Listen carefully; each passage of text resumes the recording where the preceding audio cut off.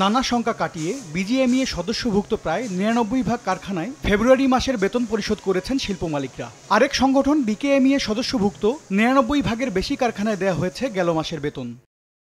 ঈদের ছুটির আগে মঙ্গলবার পর্যন্ত বিজিএমইএর ৯০.১৮ কারখানা শ্রমিকরা পেয়েছেন উৎসব ভাতা, আর বিকেএমইএ দিয়েছে ৭৫.৮৭ কারখানা। এদিকে ২০ তারিখের মধ্যে মার্চ মাসের ১৫ দিনের বেতন দেওয়ার কথা থাকলেও ২৫ মার্চ পর্যন্ত তা হাতে পেয়েছে বিকেএমইএর ৫৩.১৯% আর বিজিএমইএর ৯.৪৪ কারখানার শ্রমিক। আপনারা জানেন যে সরকার মঙ্গলবার বিকেলে তথ্য জানিয়েছে রপ্তানিমুখী তৈরি পোশাক শিল্প মালিকদের শীর্ষ এই দুই সংগঠন।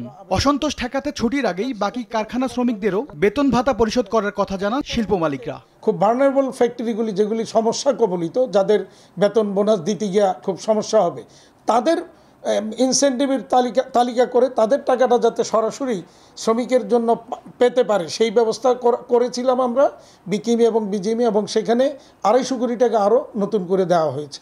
উৎসবের আগে সব শ্রমিকের বেতন ভাতা পরিশোধে ঝুঁকিপূর্ণ কারখানার দিকে বিশেষ নজর দেওয়ার দাবি শ্রমিক নেতাদের। যখন ঈদ চলে আসে তখন আমাদের মিনিস্ট্রি একটা মিটিং ডাকে যে কয় তারিখে বেতন দিবেন, কয় তারিখের মধ্যে বোনাস দিবেন, এবং এই সংক্রান্ত একটা ঘোষণা দেন। কিন্তু দুঃখজনক হলো এই ঘোষণা দেওয়াই কি শেষ? এটা কি কোনো মনিটরিং করার কিছু নাই? বিজিএমইএ ও বিকেএমইএ জানিয়েছে এবার ঈদের সরকারি সাপ্তাহিক ও বার্ষিক ছুটি সমন্বয় করে সর্বোচ্চ ১০ দিন পর্যন্ত ছুটি কাটাতে পারবেন পোশাক শ্রমিকরা। এম এস আরিফিন, সময় সংবাদ, ঢাকা।